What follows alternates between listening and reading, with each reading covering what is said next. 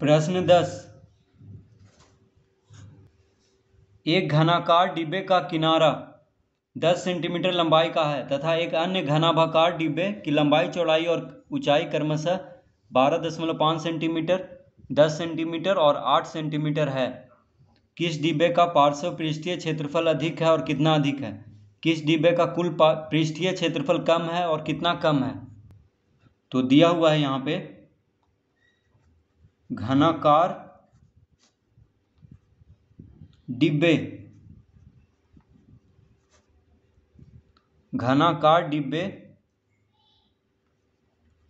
की भुजा।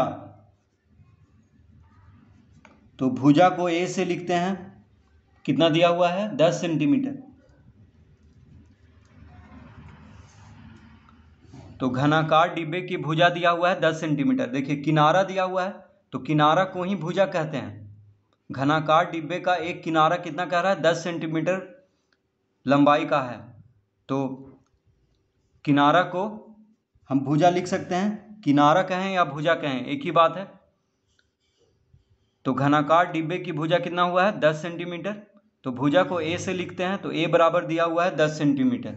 अब हम पहले इसका वक्र पृष्ठीय क्षेत्रफल निकालेंगे। तो पार्श्व पृष्ठीय क्षेत्रफल का मतलब क्या हुआ? वक्र पृष्ठीय क्षेत्रफल। तो लिखेंगे अतः वक्र पृष्ठीय क्षेत्रफल। तो पार्श्व पृष्ठीय क्षेत्रफल कहें या वक्र पृष्ठीय क्षेत्रफल कहें एक ही बात है।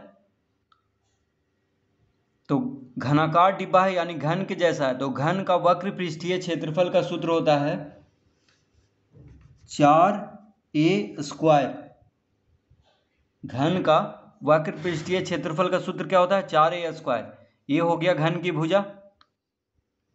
तो लिख लेंगे 4 गुना ए कितना दिया हुआ है? 10।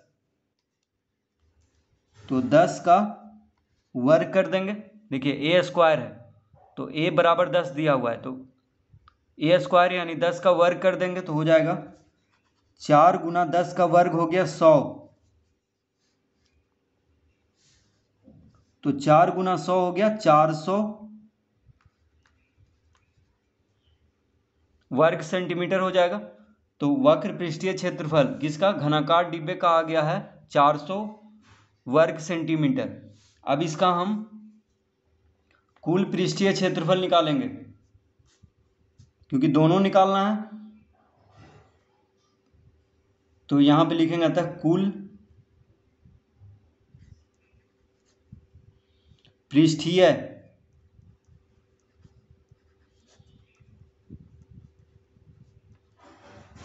क्षेत्रफल बराबर, तो घनाकार डिब्बा है, कैसा डिब्बा है? घनाकार डिब्बा है, तो यानी घन के जैसा है। तो घन का कुल पृष्ठीय क्षेत्रफल का सूत्र होता है 6a²। 6a²। ये हो गया घन की भुजा। तो 6 गुना ए कितना है? ए है 10 सेंटीमीटर। भुजा कितना है? 10 सेंटीमीटर। तो ए की जगह पे 10 लिखेंगे, 10 का वर्ग कर देंगे तो हो जाएगा 6 गुना 10 का वर्ग 100। तो 6 गुना 100 कितना हो गया? 600, यानी 600 वर्ग सेंटीमीटर हो गया कुल पृष्ठीय क्षेत्रफल घनाकार डिब्बा का। अब कह रहा है कि एक अन्य घनाभाकार डिब्बा है जिसका लंबाई, चौड़ाई और ऊंचाई दिया हुआ है। तो अब हम घनाभाकार डिब्बा का वक्र पृष्ठीय क्षेत्रफल और कुल पृष्ठीय क्षेत्रफल ज्ञात करेंगे। तो लिखेंगे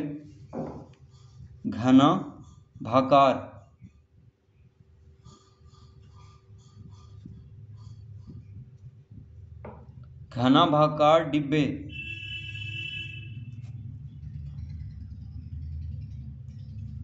की लंबाई। तो घनाभाकार डिब्बे की लंबाई कितना दिया हुआ है? 12.5 सेंटीमीटर।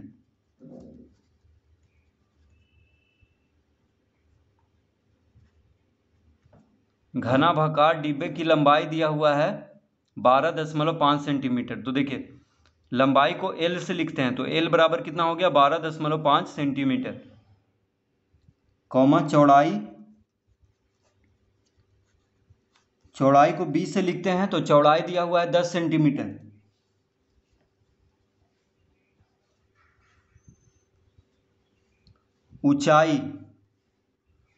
ऊंचाई दिया हुआ है 8 सेंटीमीटर।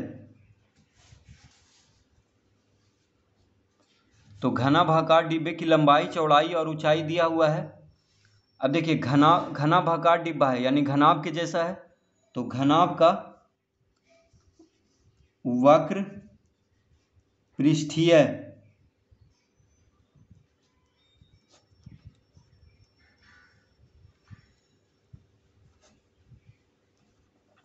घनाभ का वक्र पृष्ठीय क्षेत्रफल का यहाँ पे सूत्र लगाएंगे, क्योंकि घनाभाकार डिब्बे का क्या निकालना है, वक्र पृष्ठीय क्षेत्रफल। क्योंकि पहला में कह रहा है कि पार्श्व पृष्ठीय क्षेत्रफल दोनों में से किसका अधिक है, तो पार्श्व पृष्ठीय क्षेत्रफल मतलब हो गया वक्र पृष्ठीय क्षेत्रफल। तो घनाभ का वक्र पृष्ठीय क्षेत्रफल का सूत्र होता है 2 into L plus B into H। तो घनाभ का वक्र पृष्ठीय क्षेत्रफल निकालने का सूत्र क्या होता है, 2 into L plus B into H। अब देखिए ये सूत्र जो है कमरा के चारों दीवारों का क्षेत्रफल निकालने में भी प्रयोग होता है, 2 into L plus B into H। तो कमरा के चारों दीवारों का क्षेत्रफल का जो सूत्र है वही सूत्र हम घनाभ के वक्र पृष्ठीय क्षेत्रफल निकालने में भी प्रयोग करेंगे। ठीक है, दोनों में ये सूत्र प्रयोग होता है। तो यहाँ पे हम लिखेंगे 2 इंटू L कितना है, L है 12.5, L कितना है 12.5, B यानी चौड़ाई है 10, तो लिखेंगे 12.5 जोड़ 10 गुना H कितना है, H है 8, ऊंचाई कितना है 8, तो H के जगह पे 8 लिख लेंगे। तो 2 गुना 12.5 और 10 को जोड़ेंगे तो हो जाएगा 22.5 गुना 8। तो 2 गुना 22.5 गुना 8।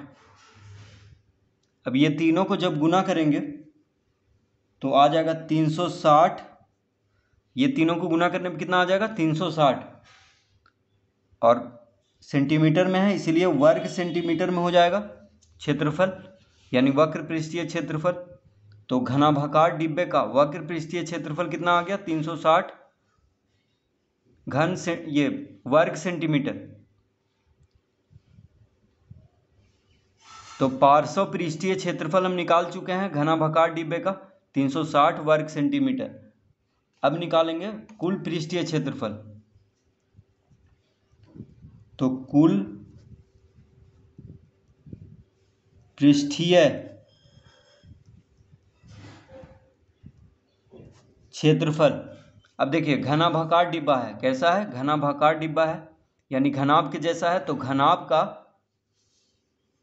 कुल पृष्ठीय क्षेत्रफल निकालने का सूत्र होता है 2 into LB plus BH plus LH। 2 into LB plus BH plus LH। L हो गया लंबाई, B हो गया चौड़ाई, H हो गया ऊंचाई, यानी 2 इंटू लंबाई गुना चौड़ाई जोड़ चौड़ाई गुना ऊंचाई जोड़ लंबाई गुना ऊंचाई, ये होता है सूत्र। तो अब हम यहाँ पे घनाभाकार डिब्बे का क्या निकालेंगे, कुल पृष्ठीय क्षेत्रफल। तो हो जाएगा 2 इंटू, अब देखिए L लंबाई कितना है 12.5 गुना चौड़ाई कितना है 10 जोड़ चौड़ाई गुना ऊंचाई, चौड़ाई है 10, ऊंचाई कितना है 8 जोड़ लंबाई कितना है 12.5 गुना ऊंचाई कितना है 8। तो लंबाई गुना चौड़ाई जोड़ चौड़ाई गुना ऊंचाई जोड़ लंबाई गुना ऊंचाई। देखिए लंबाई गुना चौड़ाई जोड़ चौड़ाई गुना ऊंचाई जोड़ लंबाई गुना ऊंचाई, इस तरह लिख लेंगे। अब इसको हल करेंगे।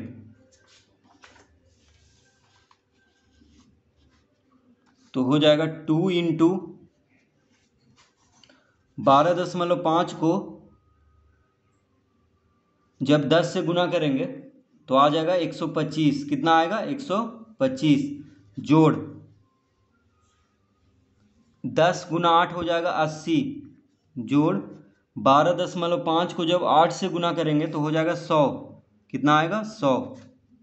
तो तीनों को पहले गुना कर लेंगे। 12.5 गुना 10 हो जाएगा 125, 10 गुना 8 हो गया 80, 12.5 गुना 8 हो गया 100। तो तीनों को गुना कर लिए हैं, अब तीनों को जोड़ देंगे। तो 2 गुना, अब देखिए तीनों को जब जोड़ेंगे तो आ जाएगा 305। 125 जोड़ 80 जोड़ 100 कितना हो जाएगा? 305।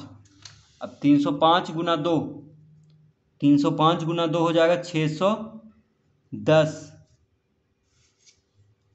वर्ग सेंटीमीटर। क्षेत्रफल वर्ग में आता है।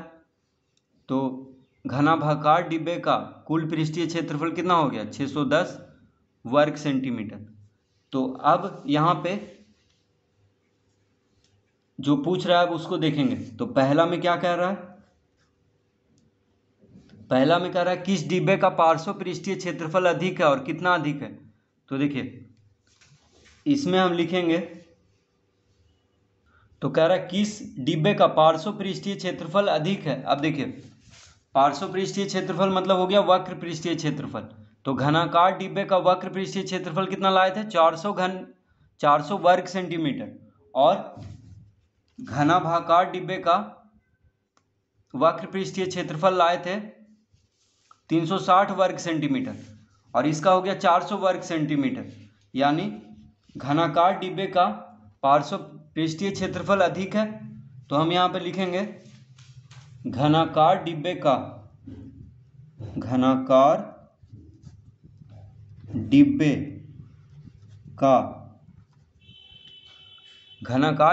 क्या है? पार्श्व पृष्ठीय क्षेत्रफल अधिक है। पूछ रहा है किस डिब्बे का पार्श्व पृष्ठीय क्षेत्रफल अधिक है, तो सीधा उत्तर लिख देंगे घनाकार डिब्बे का। अब कह रहा है कि कितना अधिक है, तो कितना अधिक है?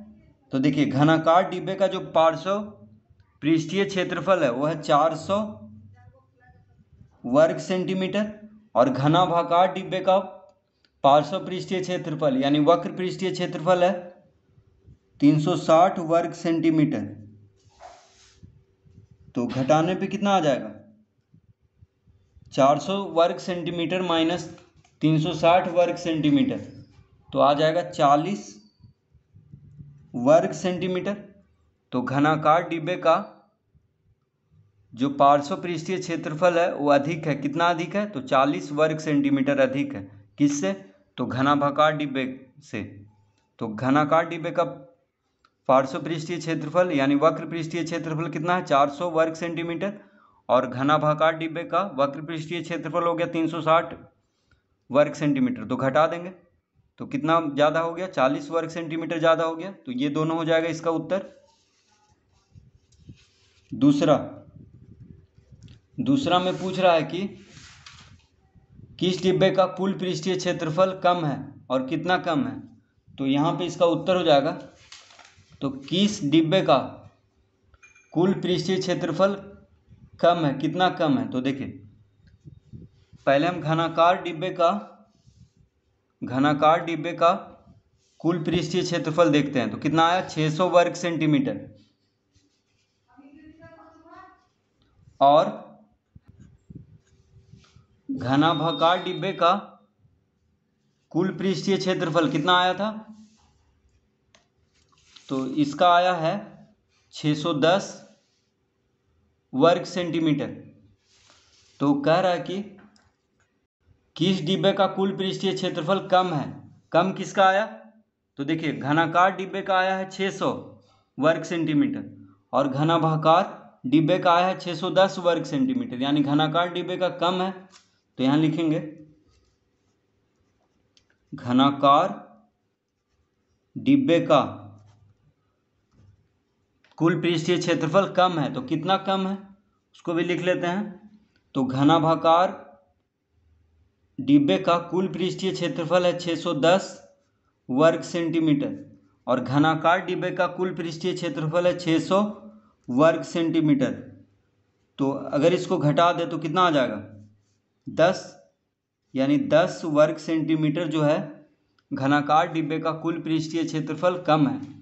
तो इसका उत्तर आ गया घनाकार डिब्बे का, और कितना कम है तो 10 वर्ग सेंटीमीटर। तो इस तरह से इस प्रश्न को हल करेंगे।